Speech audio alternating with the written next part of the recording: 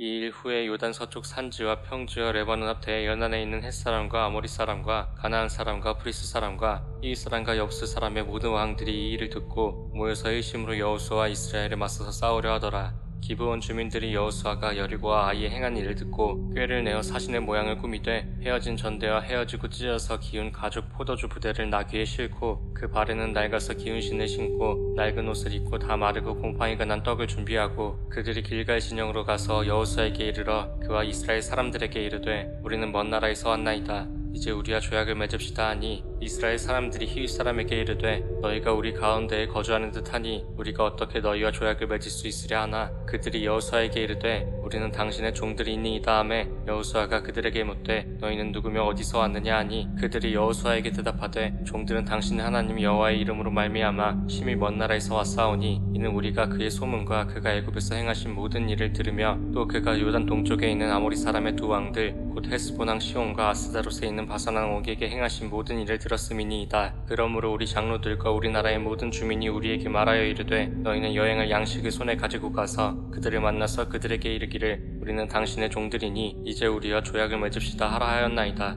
우리의 이 떡은 우리가 당신들에게로 오려고 떠나던 날에 우리들의 집에서 아직도 뜨거운 것을 양식으로 가지고 왔으나 보소서 이제 말랐고 곰팡이가 났으며 또 우리가 포도주를 담은 이 가죽 부대도 새 것이었으나 찢어지게 되었으며 우리의 이 옷과 신도 여행이 매우 길었으므로 낡아졌나이다 한지라. 우리가 그들의 양식을 취하고는 어떻게 할지를 여호와께 묻지 아니하고 여호수아가 곧 그들과 화친하여 그들을 살리리라는 조약을 맺고 회중 족장들이 그들에게 맹세하였더라.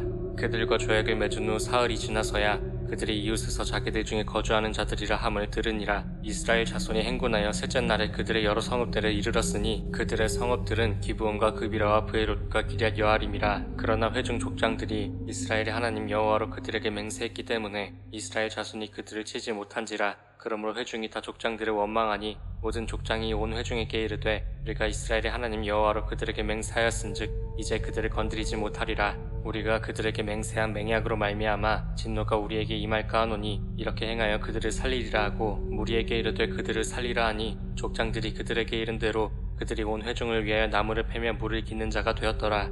여호수아가 그들을 불러다가 말하여 이르되 너희가 우리 가운데에 거주하면서 어찌하여 심히 먼 곳에서 왔다고 하여 우리를 속였느냐. 그러므로 너희가 저주를 받나니 너희가 대를 이어 종이 되어 다 내 하나님의 집을 위하여 나무를 패며 물을 깃는 자가 되리라 하니 그들이 여호수아에게 대답하여 이르되 당신의 하나님 여호와께서 그의 종 모세에게 명령하사 이 땅을 다 당신들에게 주고 이 땅의 모든 주민을 당신들 앞에서 멸하라 하신 것이 당신의 종들에게 분명히 들리므로 당신들로 말미암아 우리의 목숨을 잃을까 심히 두려워하여 이같이 하였나이다. 보소서 이제 우리가 당신의 손에 있으니 당신의 의향이 좋고 옳은 대로 우리에게 행하소서 한지라. 여호수아가 곧 그대로 그들에게 행하여 그들을 이스라엘 자손의 손에서 건져서 죽이지 못하게 하니라. 그날에 여호수아가 그들의 여호와께서 택하신 곳에서 회중을 위하며 여호와의 제단을 위하여 나무를 패며 물을 깃는 자들로 삼았더니 오늘까지 이르니라.